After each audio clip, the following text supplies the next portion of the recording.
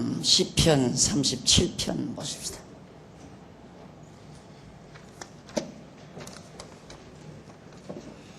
(37편) 23절. 이제 읽겠습니다. 여호와께서 사람의 걸음을 정하시고 그 길을 기뻐하시나니 저는 넘어지나 아주 엎드러지지 아니함은 여호와께서 손으로 붙드심이로다. 우선 한 절 말씀, 23절 한 절 말씀 봉독했습니다. 지금 우리가 살펴가고 있는, 음미해 가고 있는, 또 감상해 가고 있는 시편 내용은 하나님께서 우리를 버리셨을 때, 우리 하나님 편에서는 버리신 것처럼 섭리하실 때, 오늘 우리에게 있어서는 버리신 것 같이 느껴질 때, 그 말이죠. 그때 하나님 앞에 찬양한 구약의 성도들의 찬양 내용을 우리가 감상하는 가운데 이제 막바지에 도달을 했습니다.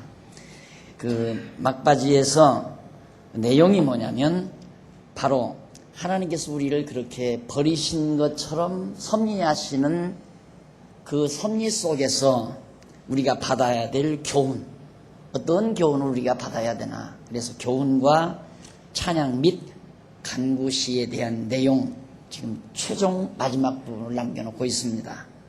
그래서 오늘은 37편 33절로 40절까지 나타나는 내용 가운데 의인은 실족하지 않으며 결국은 평안과 구원이다 라는 그런 교훈의 내용을 우리가 받게 됩니다. 그러니까 정말 심각하게 내가 하는 사업도 안 되고 몸에 병도 나고 또 가족들이 말할 수 없는 곤경에 빠져 있고 절망 가운데 처할 만큼, 욕 같은 경우는 자식 다 죽고 재산 다 도둑맞고 아내 도망쳐버리고 자기 몸에는 고침받을 수 없는 심각한 질병에 시달리고 그런 경지까지 욥이 고통을 겪습니다. 다윗 역시 말할 수 없는 고난을 겪죠. 사울에게 쫓김받고 아들에게 배신당해서 왕궁을 비우고 도망쳐 다니는 이런 절망적 상황들. 자, 이런 하나님이 마치 버린 것처럼 나를 버리시지 않았나 하는 정도로 느낄 만큼 고통스러울 때에 하나님 앞에 찬양한 내용인데 그 찬양 속에는 교훈이 담겨 있다. 그러니까 하나님은 왜 그렇게 우리를 버리신 것처럼 섭리하시는가. 거기에서 받을 우리의 교훈은 의인, 하나님의 택한 백성, 하나님을 경외하는 백성도 실족하지 않는다. 백성은 실족하지 않는다. 그러니까 넘어져서 아주 망하지 않는다 이 말이죠. 반드시 결국은 편안함과 구원이 우리에게 주어진다는 그런 교훈을 남기게 된다. 그래서 그 앞절 이제 봉독해 드린 23절에 보면 여호와께서 사람의 걸음을 정해 놓으셨다. 우리가 다윗 때부터만 생각을 해서 이 다윗의 길을 정한 건 다윗의 조상 유다에게서 야곱이 유다에게 내게서는 7위자의 지팡이와 왕의 홀이 반드시 네 자손에게서 나온다. 그러니까 이때 벌써 야곱 때에 더 나아가서는 하나님이 천지만물을 창조하기 이전 영원한 때에 다윗의 길을 다 정해놓은 거죠. 그러니까 이 하나님께서 이렇게 다윗이 가야 할 걸음을 정해놓으시고 어떻게 그 길을 기뻐하신다. 그런데 다윗이 걸어가는 이 길, 이걸 하나님은 굉장히 기뻐하신다 이 말이에요. 그러면 물론 다윗이 출생할 때 이제 룻기에 보면 재난이 한재가 들어서 피난을 가죠. 조상들이 엘리멜렉이. 피난 가서 거기서 다 자녀들이 죽고 며느리만 살아나와서 하마터면 대가 끊길 뻔 알았습니다. 그런데 법적으로 대를 이어서 다윗이 유다 자손으로 출생을 해요. 그 아마 여러분들 지난번 뮤지컬 할 때 애기들이 했나요? 어른들이죠. 13년 정도 했잖아요. 그때 보셨지만 다윗이 출생하잖아요. 어려움중에 다윗이 출생을 합니다. 출생해서 자녀들이 부모에게도 별로 눈에 들어오지 않아가지고 들판에가 나가서 약물이나 먹이게 했고, 그러다가 어떻게 다윗이 하나님 의지하고 블레셋 골리앗을 물리침으로 인기가 높아가지고 사울왕에게 픽업이 되죠. 사울왕의 신하로 가서 봉사하다가 또 사울왕이 너무 다윗이 인기가 높으니까 다윗을 죽이려고 들으니까 다윗이 망명을 떠나요. 참 현극의 길입니다. 그러다가 사울이 죽고 다윗이 왕위에 올랐지만 아들놈이 또 압살롬 아들놈이 아버지를 죽이고 아버지 왕의 자리를 차지하려고 또 합니다. 그때 또 아버지가 왕궁을 도망쳐 나오잖아요. 이런 어려운 고비고비, 그 위에도 말할 수 없는 이방 민족들, 블레셋을 비롯해서 에돔, 암몬, 모압 등 많은 나라들이 다윗 시대에 자꾸 쳐들어옵니다.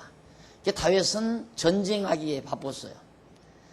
그런 어려운 속에서 다윗이 지났는데 그런 것들이 모두가 다, 그러니까 이때가 어두운 시기, 광명, 빛된 시기, 어둠과 빛, 권고한 날과 형통한 날, 공고한 날, 형통한 날, 이게 다 하나님께서 정해놓으신 길이에요. 그러니까 다윗이 사울에게 쫓겨서 망명 떠나서 고통당하던 그 생활도 하나님은 기뻐하신다 이 말이에요. 왜? 하나님이 그렇게 다윗 갈 길을 정해놓으셨으니까 정하신 대로 설교하려고? 알았어. 엄마한테 가.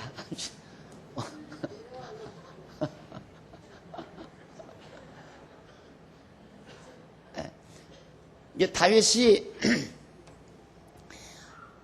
죽음을 피해서 사울이 죽이려고 하니까 도망쳐가지고 황야로, 국내에서 또 더 못 견디니까 이방 블레셋 나라로 도망쳐 나가지고 망명을 떠나죠.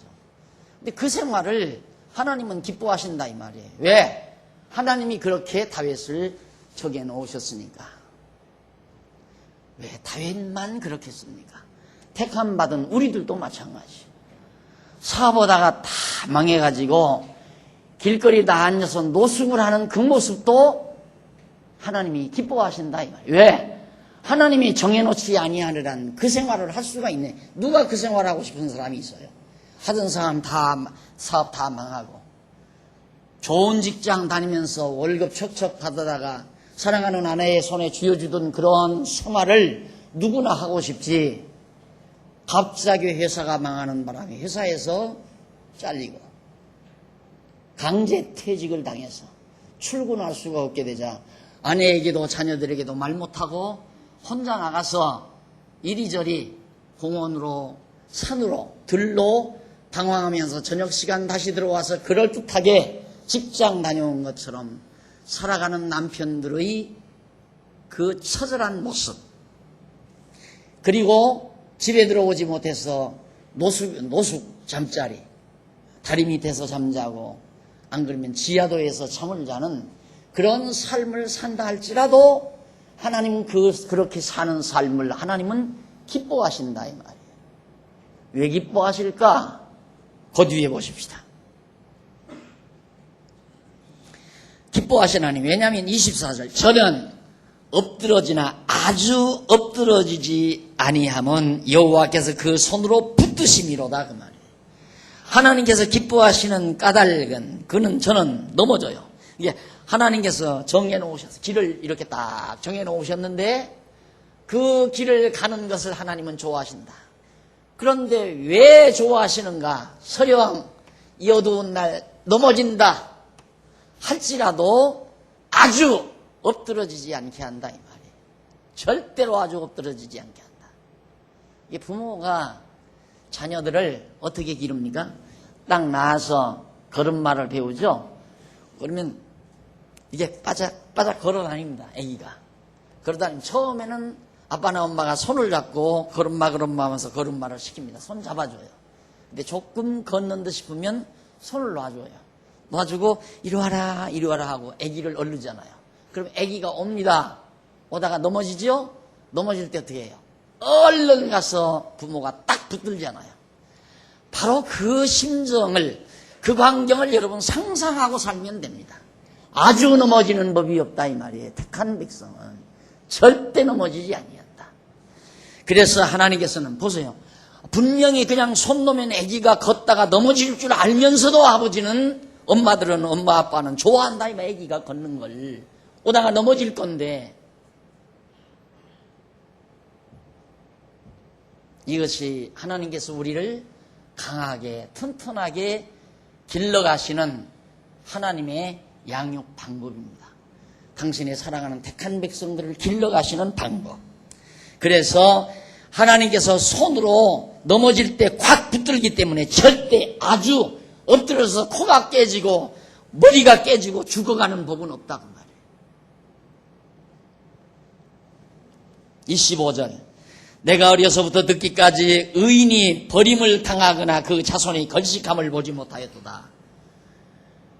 여기서 의인이란 당연히 택한 백성이죠. 택한 백성이 늦기까지, 어려서부터 늦기까지 의인이 버림당하거나 절대로 그 자손이 걸식한다. 밥도 먹고 돌아다니는 거지가 된다. 이런 법은 없다 이 말이에요.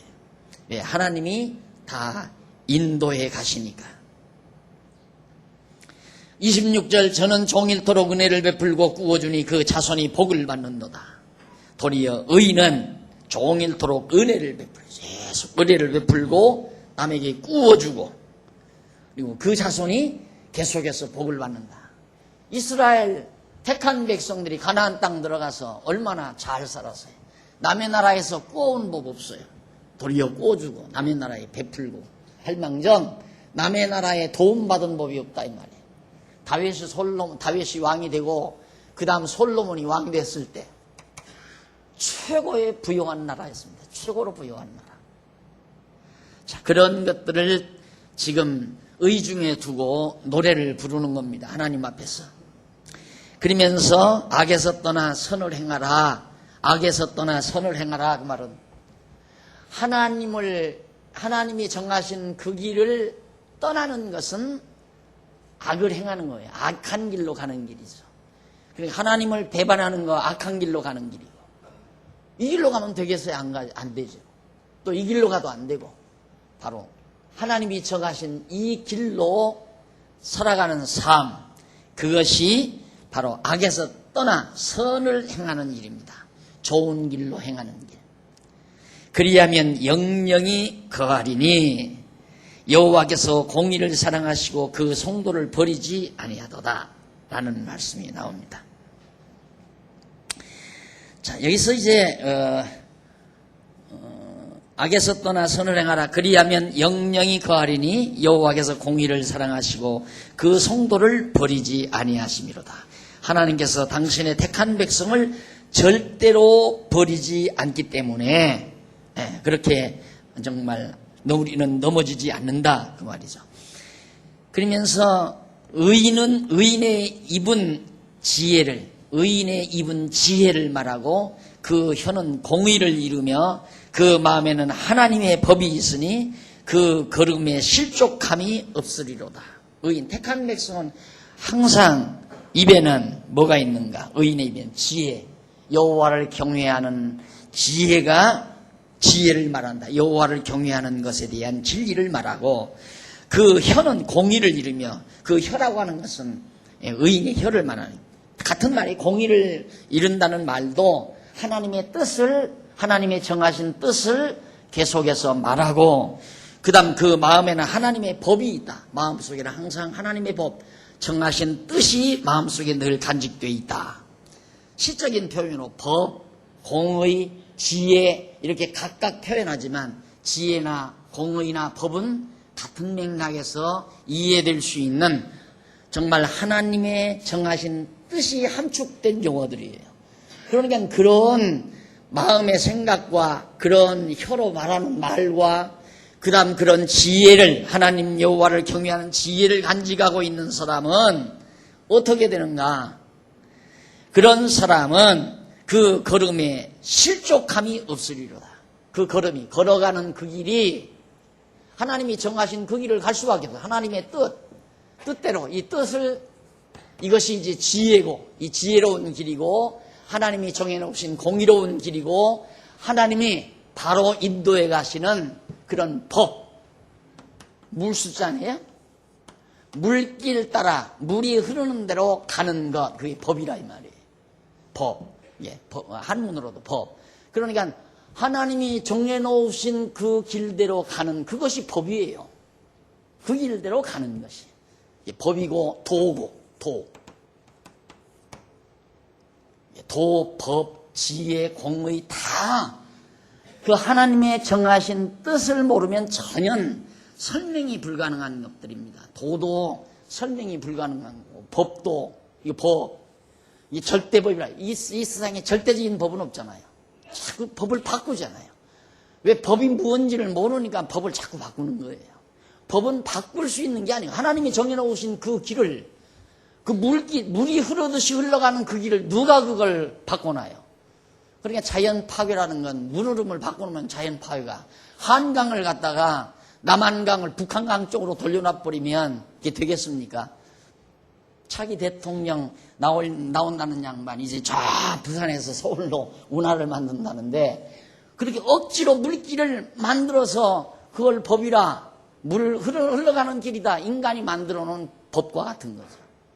그러나 하나님의 정하신 법은 바꿔놓을 수가 없는 거예요.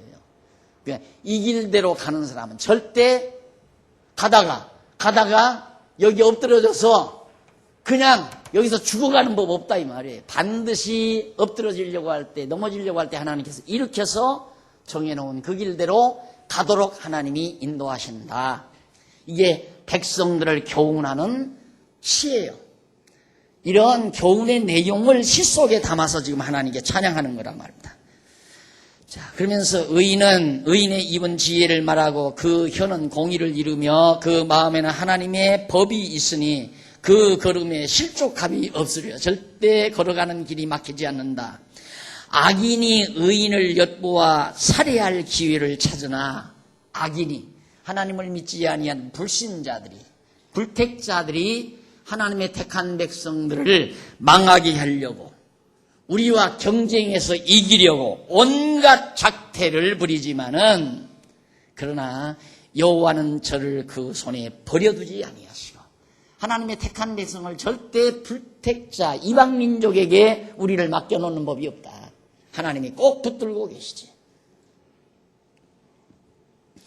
아니하시고 재판 때에도 정죄치 아니하시리로다. 그러면 불택자하고 나하고 택한 백성하고 재판하면 하나님이 우리는 정죄 안 한다 이 말이에요. 정죄하면 불택자를 정죄하는 거죠. 자, 이렇게 하나님이 우리를 다스리는데, 여호와를 버리고 그 도를 지키라. 여호와를 바라고 그 도를 지키라. 하나님이 정하신 그 길을 지키라. 그리하면 너를 들어 땅을 차지하게 하실 것이라. 악인이 끊어질 때에 네가 목도하리로다. 내가 악인의 큰 세력을 본즉 그 본토에 선 푸른 나무의 무성함 같으나 사람이 지나갈 때에 저가 없어졌으니 내가 찾아도 발견치 못하였도다. 이방 민족들이, 이스라엘 백성, 택한 백성들이 살아가는 그 가나안 땅, 그걸 뺏으려고 얼마나 애를 썼습니까? 북쪽 아시리아 제국은 북이스라엘을 점령을 했죠. 그 다음 바비로니아 제국은 남쪽 유다와 예루살렘을 점령을 했습니다. 다 빼앗겼습니다. 그런데 도로 다 찾았잖아요. 또 예수 죽은 후에도 다 빼앗겼습니다. 그런데 2000년 만에 지금 다시 그 땅을 찾아 들어왔잖아요. 하나님의 택한 백성은 절대 하나님이 버리지 않는다. 그러니까 오늘의 유대인들이 저렇게 다시 소생하는 것도 우리에게 엄청난 역사적 교훈을 주는 거거든요. 생각해 보십시오. 나라 잃고 국권 잃고 쫓겨나서 세계 만방에 망명객이 돼가지고 나그네 생활을 하던 유대인들, 그들이 다시 나라를 회복하리라고 누구도 상상을 했겠습니까? 그러나 하나님 아주 안 버렸잖아요. 그래서 저렇게 다시 불러 모아놓으셨고, 분명히 이제 마지막 때 가서는 유대인을 중심으로 한 문화가 마지막 주님 오시기 이전 직전에 그런 유대인 시대가 온다는 걸 성경이 약속하고 있죠. 왜? 하나님이 절대 아주 버리는 법이 없다는 사실을 확신시키기 위해서 택한 백성은 반드시 하나님이 붙들어 주신다. 그 얘기거든요. 그러면서 다시 한번 35절, 내가 악인의 큰 세력을 본즉 그 본토에선 푸른 나무의 무성함 같으나, 악인이 굉장히 왕성하고 참 잘되고 무성한 것 같지만은 36절, 사람이 지날 때에 저가 없어졌으니, 어느 순간 그만 그 아주 무성한 나무처럼 왕성했던 세력들이 어느 순간 다 없어졌다 이 말이에요. 사람이 지나가는 동안. 이건 우리 역사 속에 뭐 얼마든지 바라볼 수 있습니다. 에집트 문명 대단한, 요즘 고고학자료에서 엄청나게 발굴되잖아요. 에집트 문명이라는 게 얼마나 화려했고 대단했던가. 그런데 그 문명 다 사라졌잖아요. 아시리아 문명, 바비로니아 문명, 페르시아 문명, 그 화려했던 페르시아 문명, 헬라 문명, 로마 문명 다 사라져버렸습니다. 요 근래 공산주의 문명, 중국 공산당, 소련 공산당, 세상을 다 뒤엎을듯이 온 세상을 붉은 물로 다 물들일 것 같은 사기등등했던 그런 세력들이 어느 순간 깜짝할 사이에 다 사라져버렸어요. 이것이 하나님을 떠난 세상 세력들의 어리석은 결말이라는 것을 바로 다윗이 지금 말해주고 있는 겁니다. 그러면서 37절, 완전한 사람을 살피고 정직한 자를 볼지어다 화평한 자의 결국은 평안이로다. 이 완전한 사람, 정직한 사람, 이게 다 택한 백성을 지칭하는 말들이에요. 결국은 뭔가 평안합니다. 결국 하나님의 택한 백성에게는 반드시 하나님이 평안함을 주신다.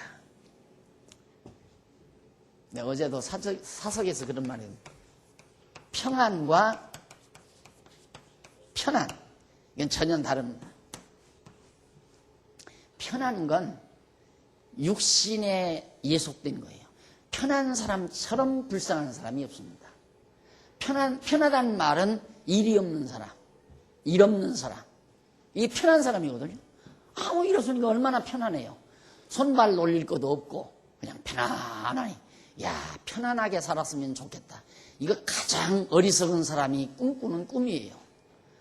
성경은 편안하게 사는 게 아니라 선한 일을 하며, 그러니까 좋은 일, 선한 일을 하며 먹고 마시고 즐거워하는 일, 그것처럼 좋은 게 이 세상에는 없다. 일이 있어야 돼요. 근데 무슨 일? 선한 일, 좋은 일이 있어야 한다 이 말이에요. 항상. 근데 평안은 이건 우리 내적인 거예요. 이건 외적인 거. 이건 육적인 거. 육적이고 외적이고 이건 심적, 영적인 거고 내면적인 거고. 평안함이죠. 평안함. 육체는 고달퍼도 마음이 평안해야 돼요. 육체는 고달퍼도 마음이 편안함. 육체의 편안함은 질병을 가져다 줍니다. 질병. 알았어요? 육체를 편안하게 굴리는 것은 병을 불러들이는. 왜? 몸을 움직이지 않고 편안하게 있으니까 이게 모든 신경계가 하나의 이제 좀 위축이 돼요.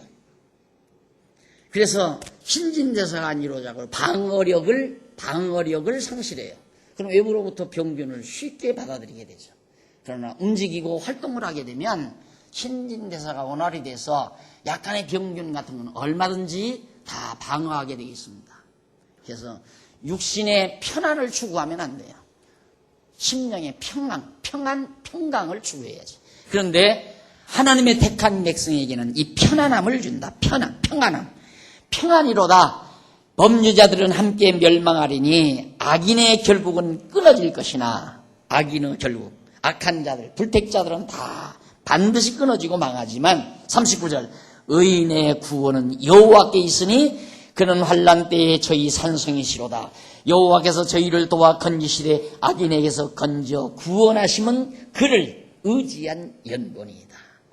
택한 백성은 여호와를 의지해서 결국 어려운 환난과 역경 속에서도 반드시 평안함과 구원함을 얻게 되어진다. 이것이 곧 하나님께서 우리에게 버리신 것처럼 느껴질 때에 그때에 결국 얻어진 교훈의 내용.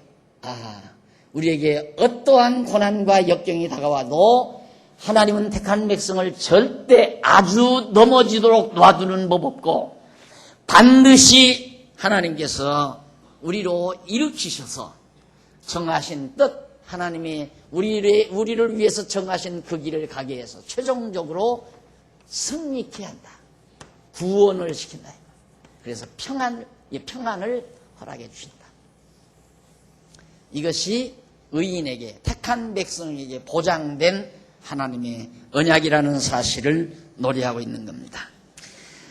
자, 그 다음 이제 우리가 이제 단원이 바뀌는데요. 내용이 바뀌는데요. 38편에서부터 40편에 이르게 되면 41편까지 보면 거기는 교재는 3611페이지입니다. 38편에서 41편까지 보면 한쪽 가로 4번 징계할 때의 기원시가 나와요. 징계할 때의 기원시.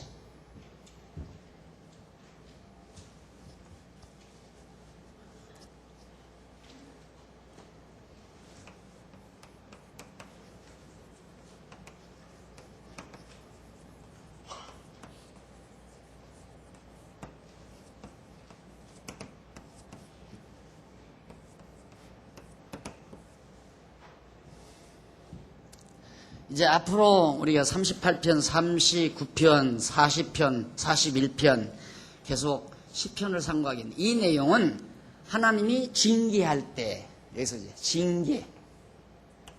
이 징계란 말과 형벌이란 말, 이게 달라요. 형벌과 징계의 차이점이 있어요.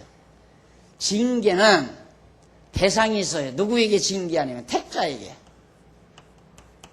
형벌은 불택자에게. 이게 절대 형벌이 택자에게 주어지는 부분은 없어요. 택자에게는 반드시 징계가 있다.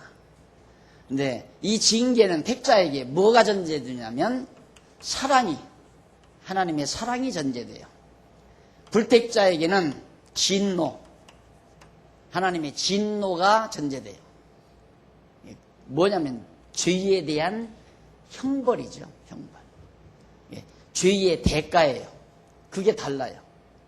그리고 이 징계는 반드시 결과적으로 좋은 결과, 선한 결과를 맺어요. 그 다음 이건 반드시 악한 결과, 나쁜 것, 나쁘게, 멸망으로 떨어져요. 이건 구원으로, 평안으로, 이것은 불안한, 고통으로 결론을 맺죠.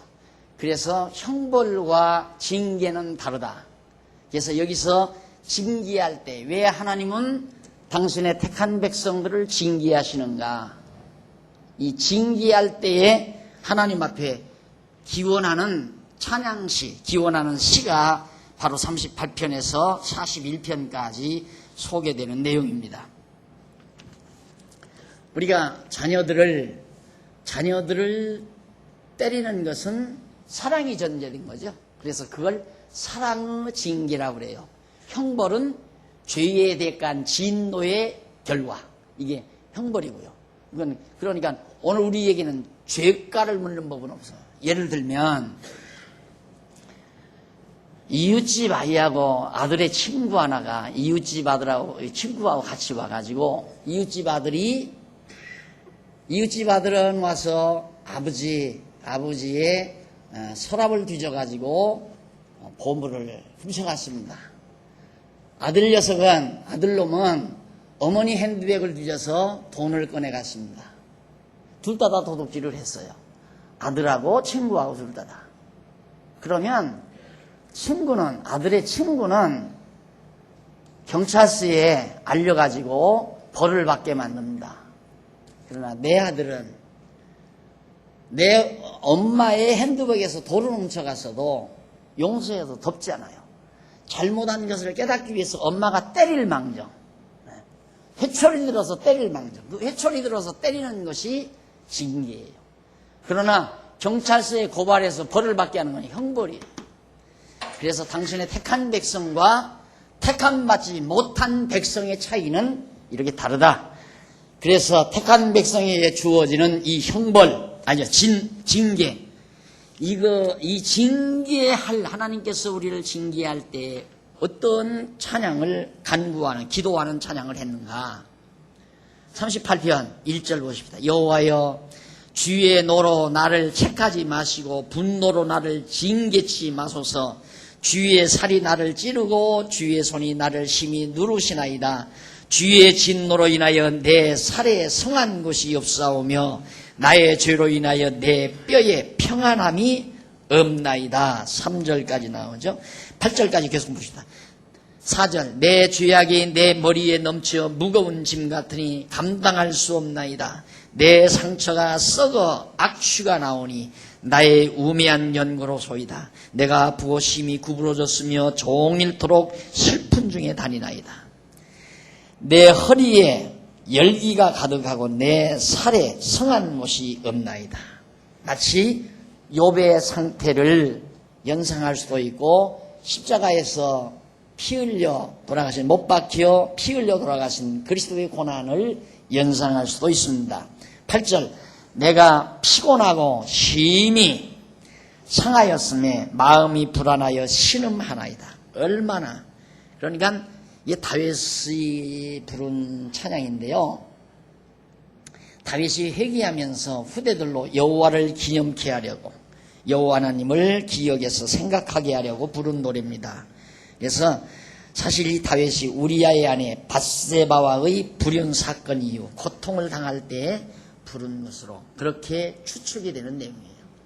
이게 다윗이 전쟁 당시에 여러분 아시다시피 섭섭하니까 옥상을 거닐다가 저 건너편 집 뒷뜰락에서 샤워하고 있는 한 여인을 발견하게 되죠. 그래서 데려다가 그 여인을 욕보이게 된 것이 이제 밧세바의 사건인데, 그 여자가 그냥 아이를 갖게 돼버린 거예요. 그러다 보니까 그 죄를 숨겨야 되니까 나중에 그 남편을 알아보니까 전쟁터에 가서 싸우고 있는 자기의 전사란 말입니다. 군장이란 말입니다. 군인. 그러니까 당장 불러들이라고 그랬어요. 군인이 왔잖아요. 왕이 불러오라니까. 왕은 자기 죄를 숨기기 위해서 너 수고 많으니까 전쟁터에 가서 얼마나 아내가 보고 싶었겠느냐. 너 오늘 밤에 가서 아내하고 편안히 쉬거라. 그리고 재간을 폈어요, 다윗이. 그런데도 또 머리가 좋아, 다윗이. 그래가지고 시키니까 이 군인이 말을 안 듣는 거예요. 지금 내 동료들은 지금 들잠을 자면서 전쟁터에서 목숨을 내걸고 싸우는데 내가 어찌 편안히 가정에 가서 편안한 잠자리를 하겠습니까? 안 간다 이 말이에요. 그러니까 급기야는 더 다윗은 해결할 방법을 찾기 위해서 이게 죽여버려야 되겠다 싶어가지고 편지를 하나 써가지고 손에 들려보내줘요. 군장에게 편지를 써서 이 인간 밧세바의 남편 우리아라고 하는 군인인데 이 인간이 가거들랑 가장 극심한 전쟁터로 보내가지고 사살당하도록 해라. 그 편지를 가지고 이 바보가 간 거예요. 가니까 군장이 당장 아주 치열하게 전쟁이 벌어지는 곳에 보냈을 거 아닙니까? 죽어버렸어요. 그래서 그 남편 전쟁터에 보내가지고 죽여버리고 그 밧세바 그 아내를 데려다가 자기 아내 삼았잖아요. 궁금해서 난 자가 솔로몬이란 말입니다. 그러니 사람을 죽인 죄과 이 얼마나 괴롭겠습니까? 다윗이. 그래서 그 고통을 지금 여기서 다 노래하고 있다 이 말이에요. 그 죄과에 의해서 고통을 당하는. 그러면 불택자 같으면 형벌받아 죽어야 하잖아요. 죽여버려야 하잖아요. 다윗 너는 지옥 가야 된다. 그런데 다윗은 하나님의 징계 차원에서 사랑의 채찍을 받고 깨닫고 결국 하나님이 용서해서 그 아내에게서 난 솔로몬을 다윗의 뒤를 이어서 왕위의 자리에 앉도록 섭리하시는 하나님의 배려. 나는 그것도 참 이해가 안 갔어요. 어떻게 그런 못되고 나쁜 짓을 한 밧세바가 난 솔로몬을 다윗의 대를 잇는 왕위에 앉히는가? 그 이전에도 자기가 난 다윗이 본처에게서 난 아들 아도니아가 있잖아요. 아도니아가 제일 큰 아들. 그러니까 정상적으로 제대로 얻은 아내에게서 정상적인 관계를 통해서 난 아들 아도니아가 당연히 왕위에 앉아야 되잖아요. 내 상식으로 봐서는 그래. 거기다 앉아야지. 어떻게 못된 짓을 해가지고 난 솔로몬을 아버지 아도니아를 지켜버리고 솔로몬을 왕위에 앉히느냐 이 말이에요. 나중에야 그걸 깨닫고 깊도다 하나님의 지혜와 지식에 부여하며 이 찬송을 안 부를 수가 없죠. 그래서 은혜라는 거예요. 그래서 그러니까 하나님이 다윗의 이런 형편없는 죄를 그냥 채찍만 하고 징계만 내리고 다 용서해서 그렇게 못된 짓을 해서 낳은 자식이라도 다윗의 대를 잇게 하는 하나님의 놀라운 은혜를 왜 다윗이 솔로몬을 엄청 사랑했어요. 아도니아를 사랑한 게 아니라 사랑하는 솔로몬에게 왕위를 물려주도록 하나님이 배려해 놓은 거예요. 자, 그런 내용들을 여기에 지금 담고 있는 겁니다. 이 시 배후에는 하나님이여 그러니 내가 이렇게 무서운 살인죄, 간통죄를 비롯해서 살인죄를 졌다 하지만은 하나님이여 나로 분노로 다윗 자기 자신을 징계하지 마십시오. 하나님이 진노로 해서 징계하면 나는 그대로 죽습니다. 사망이에요. 결과는 이건 생명이고 이건 사망이란 말입니다. 사망. 하나님이 나를 진노로 때리시면 나는 죽습니다 이 말이에요. 예. 노하지 마시옵소서. 그리고 주의 화살이 자기를 찌르고 주의 손이 자기를 심히 누른다면서 고통스럽지요. 자기가 지은 죄악 때문에. 주의 진노로 인하여 자기 살에 성한 곳이 없으며 편안함이 없다는 그런 노래를 자복하면서 부릅니다. 극단적인 육체의 고통을 표현하고 있습니다. 그러면서 다윗이 자기의 죄악이 자기 머리에 넘쳐서 무거운 짐 같으므로 감당할 수 없습니다. 내가 죄가 너무너무 많습니다. 그런데 다윗을 의인이라고 그러잖아요. 그러니까 다윗이 의인이란 말은 하나님의 은혜로 의인이란 말이지 다윗이 죄가 없어서 의인이란 말이 아니에요. 오늘 우리들이 하나님 앞에 의롭다함을 인정받는 것도 죄가 없어서 인정받는 게 아니라 죄가 많지만 머리끝까지 차 있지만 하나님께서 우리를 다 용서하셔서 덮어주셔서 의인이라고 한다 이 말이에요. 부모가 설령 자식이 핸드백을 들여서 돈을 꺼내갔다 하더라도 용서해줬으면 잊어버리잖아요. 근데 가끔가다 너 내 핸드백에 돈 꺼내갔지 이러면서 애기들을 자꾸 괴롭히는 부모는 한 사람도 없을 거예요. 그냥 다 잊어지지. 말하고 싶지도 않지. 그 말하면 애기가 기가 죽을 거 아니에요. 기가 죽을 거. 그 다음에는 엄마가 싫어지는 거죠. 아빠도 싫어지고. 야, 아빠가 여전히 내 죄를 기억하고 있구나. 엄마가 내 죄를 기억하고 있구나. 나타나기 싫어하고 가까이 가기 싫어하고. 그럼 가출하는 거고 부모를 떠나서 멀리 도망쳐갈 거 아닙니까? 다 덮어버리잖아요. 하나님께서도 우리의 죄악을 하나도 기억지 않는다고 그랬어요. 하나도 기억지 않는다. 예, 다윗이 지금 그런 노래를 여기에서 지금 하나님께 부르고 있는 겁니다. 주의 진노로 인하여 자기 살이 성한 곳이 없으며 나의 죄로 인하여 자기 뼈에 편안함이 없습니다. 평안함이 없습니다. 하소연합니다. 뼈에 편안함이 없다는 말은 뼈가 쑤신다는 말은 가장 고통스러운 겁니다. 인간의 몸이라고 하는 것은 뼈가 이게 하나의 골조예요. 골조. 건물을 지을 때도 골조가 튼튼해야 하잖아요. 몇 미리짜리 철근을 쏘느냐에 따라서 그 건물이 튼튼하냐 약하냐가 결정되잖아요. 마찬가지로 인간의 육체도 마찬가지입니다. 그 뼈가 얼마나 튼튼하냐.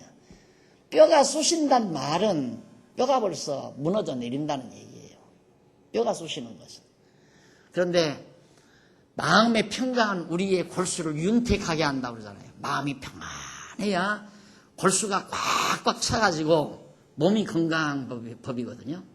그런데 자꾸만 몸 건강하게 뭐 좋은 거 먹으면 좋은 거 인삼 삶아 먹고 뭐 녹용 삶아 먹으면 몸이 건강하다. 천만의 말씀이에요.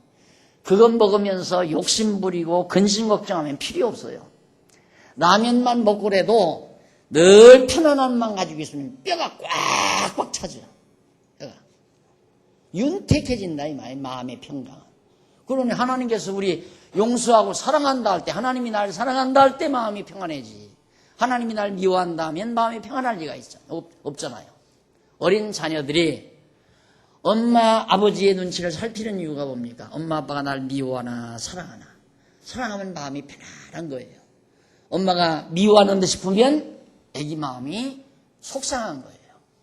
그리고 근심이 생기고 마음에 기쁨이 없고, 그러면 애기가 점점 약해져서 감기도 잘 걸리고. 그러니까 애기들 그러면 애기 또 감기 걸리면 안 데리고 나올라. 애기 데리고 나와서 감기 걸린 애기 데리고 나면 엄마가 애기를 미워했거나 등한히 했거나 둘 중에 하나예요. 애기를 편안하게 즐겁게 깔깔대며 웃게 그렇게 애기를 기르면 감기 걸리라고 해도 안 걸려요. 왜? 이거 원활한데 밖에서 감기 기운 들어가다고 다 막아 치워버려요. 아내가 감기 걸리면 남편 책임이지.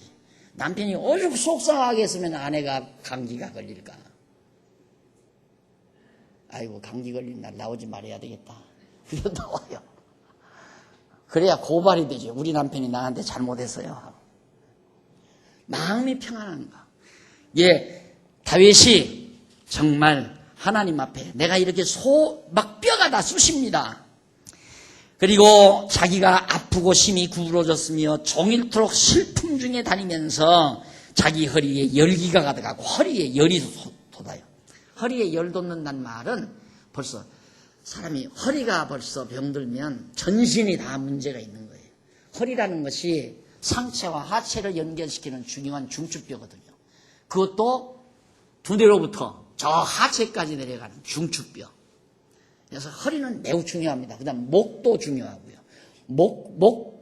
목뼈는 머리와 가슴, 이 상체를 연결시켜주고, 허리뼈는 상체와 하체를 연결시켜주는 중추뼈거든요.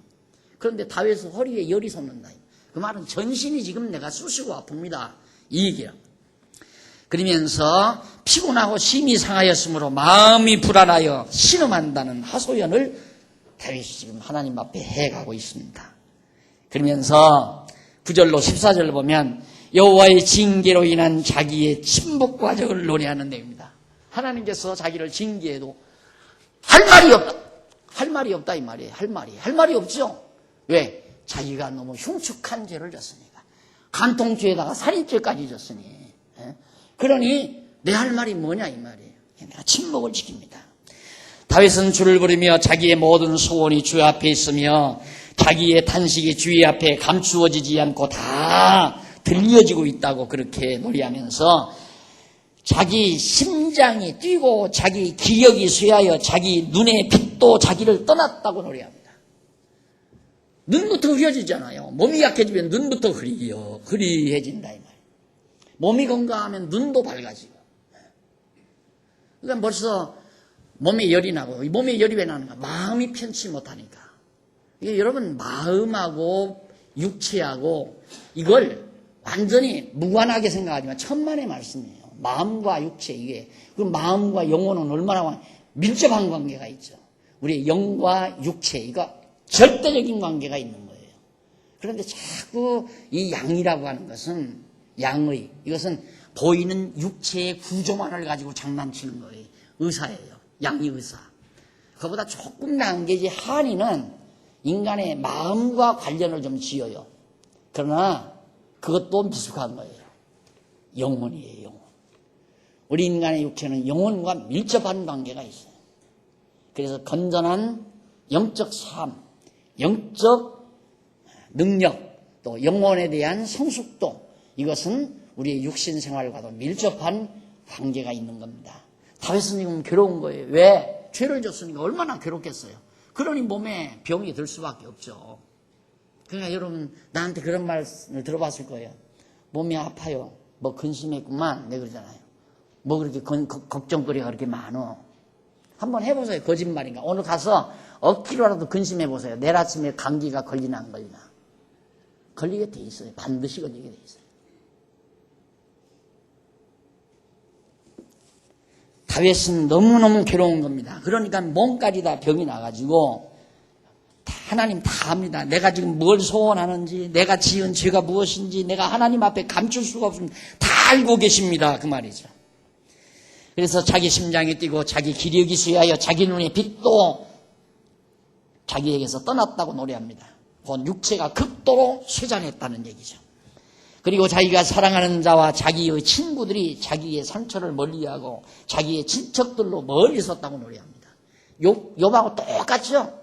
욥의 고난과 친구들도 멀리하고 아내도 도망쳐버리고 외롭기 그지없이 다윗도 너무 고통스러운 상태에서 아무도 자기를 거들떠보지 않습니다. 마찬가지로 우리의 죄를 온몸에 다 안고 대신 십자가에서 죽으신 예수 그리스도 다 떠났습니다.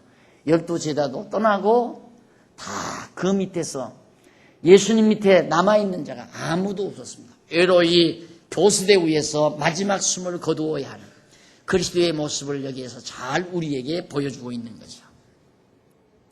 그리고 자기 생명을 찾는 자가 올무를 놓고 자기를 해하려는 자가 괴악한 일을 말하며 종일토록 괴계, 거짓된 것을 다 꾸며낸다. 괴계란 거짓된 것을 도모해가는.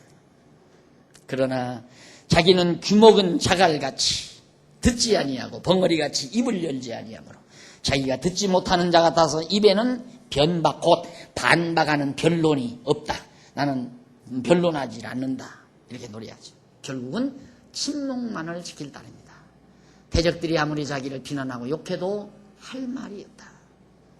이것이 바로 14절까지에서 다윗이 노래한 내용입니다.